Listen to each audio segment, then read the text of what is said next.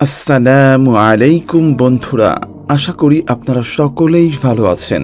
আজকের এই ভিডিওতে আমরা বলতে চলেছি যে কারণে মানুষ সৃষ্টিতে কান্না করেছিল মাটি, এবং বিবি হাওয়া আলাইহিস সালামকে কেন এবং কিভাবে সৃষ্টি করা হলো তার বিস্তারিত ঘটনা সম্পর্কে, যা শুনে আপনার মন ছুঁয়ে যাবে ইনশাআল্লাহ।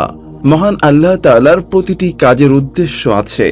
আল্লাহ তাআলা উদ্দেশ্য ছাড়া কোনো কাজ করেন না। ঠিক তদ্রূপ আল্লাহ তাআলা মন্দ ও অকল্যাণ সৃষ্টি করেছেন এক মহৎ উদ্দেশ্যে। এর পেছনে আল্লাহর অনেক হিকমত রয়েছে। একদিন আল্লাহ রাব্বুল আলামিন মানুষ সৃষ্টির ব্যাপারে ফেরেশতাদের সাথে পরামর্শ করলেন। দুনিয়াতে তার প্রতিনিধিত্ব করার জন্য হযরত জিবরাইল আলাইহিস সালামের মাধ্যমে হযরত আদম আলাইহিস সালামকে মাটি দ্বারা সৃষ্টি করেন। যে মাটি দ্বারা বনি আদমকে সৃষ্টি করা হলো, সেই মাটির অনুভূতি কি ছিল তা তুলে ধরে ওহাব ইবনে মুনাব্বিহ রাহমাতুল্লাহ আলাইহি বলেন, আল্লাহ তাআলা যখন হযরত আদম আলাইহিস সালামকে সৃষ্টি করার ইচ্ছা পোষণ করলেন, তখন মাটিকে অবহিত করে বললেন, হে মাটি, আমি তোমার থেকে এমন এক জাতি সৃষ্টি করব যাদের মধ্যে আমার অনুগত ও নাফরমান উভয় ধরনের লোক থাকবে। যে আমার আনুগত্য করবে আমি তাকে জান্নাতে প্রবেশ করাবো, আর যে আমার নাফরমানি করবে তাকে আমি জাহান্নামে নিক্ষেপ করব।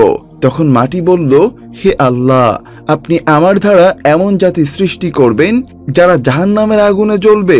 আল্লাহ তাআলা বলেন, হ্যাঁ। তখন মাটি কাঁদতে শুরু করলো। তার কান্নার অশ্রুধারা থেকেই পৃথিবীর ঝর্ণাসমূহ বয়ে চলেছে। সুতরাং যে মাটি জাহান্নামের ভয়ে ক্রন্দন করছে, আল্লাহ তাআলা মাটির ক্রন্দন থেকে শিক্ষা নিয়ে উম্মত মুসলিমাকে আনুগত বান্দা হওয়ার তৌফিক দান করুন। আল্লাহর সন্তুষ্টি অর্জন করে পরকালের কামিয়াবি করার তৌফিক দান করুন। পবিত্র কোরআনে মা হাওয়া আলাইহিস সালাম সৃষ্টির বিবরণ দেয়া হয়নি, তবে আদম থেকে যে হাওয়াকে সৃষ্টি করা হয়েছে তা বলে দেওয়া হয়েছে। এরপর আল্লাহ রাব্বুল আলামিন হযরত আদম আলাইহিস সালামের জীবন সঙ্গিনী হিসাবে মা হাওয়া আলাইহিস সালামকে সৃষ্টি করলেন। মা হাওয়া আলাইহিস সালামকে সৃষ্টি করা হয়েছে আদম আলাইহিস সালামের বাম পাঁজরের হাড় দিয়ে। মা হাওয়াকে সৃষ্টি করার কারণ, মানুষ সঙ্গীবিহীন একাকী জীবন যাপন করতে পারে না। সে কারণেই মানুষকে সামাজিক জীব বলা হয়। মানব প্রকৃতির সঙ্গে খোঁজ করে।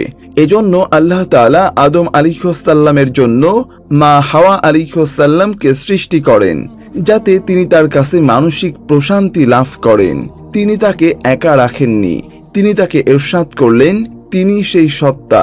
তিনি তোমাদেরকে সৃষ্টি করেছেন এক ব্যক্তি থেকে এবং তার থেকে বানিয়েছেন তার সঙ্গিনীকে। সূরা আল আরাফ আয়াত নাম্বার 189। এতে বলা হয়েছে মহান আল্লাহর সৃষ্টি প্রতিটি মাখলুকাতেরই জোড়ার প্রয়োজন হয়। তাই আদম আলাইহিস সালামকে সৃষ্টি করে মহান আল্লাহ তাআলা তাকে বেহেশতের সব নিয়ামত দান করার পরও তিনি মানসিকভাবে স্বস্তি বোধ করছিলেন না। কারণ সব মানসিক প্রশান্তি ও আরামায়েশের পূর্ণতা আসে সমগোত্রীয় সঙ্গ থেকে।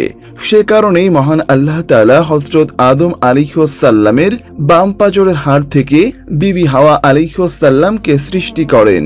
হযরত আদম আলাইহিস সালামের সঙ্গ, স্বস্তি ও মানসিক প্রশান্তির জন্য এরপর আদম আলাইহিস সালাম বিবি হাওয়া আলাইহিস সালামকে দেখে এতটাই মুগ্ধ হন যে তার দিকে হাত বাড়াতে চাইলে মহান আল্লাহর আরশ থেকে আওয়াজ এলো, হে আদম, সাবধান, বিয়ের আগে তার সংস্পর্শে যাওয়া তোমার পক্ষে হারাম। আর এটাই হলো নরনারীর বিয়ে ছাড়া পরস্পর সম্পর্ক হারাম হওয়ার মিরাস। তখন আদম আলাইহিস সালাম বিবি হাওয়া আলাইহিস সালামকে বিয়ে করার অভিপ্রায় ব্যক্ত করলে মহান আল্লাহ তাআলা নিজেই তাদের উভয়ের বিয়ে দেন। আর এটাই হলো মানবজাতির প্রথম বিয়ের ঘটনা। বন্ধুরা, আজ তাহলে এ পর্যন্তই। আপনারা ভালো থাকবেন, সুস্থ থাকবেন। আল্লাহ হাফেজ।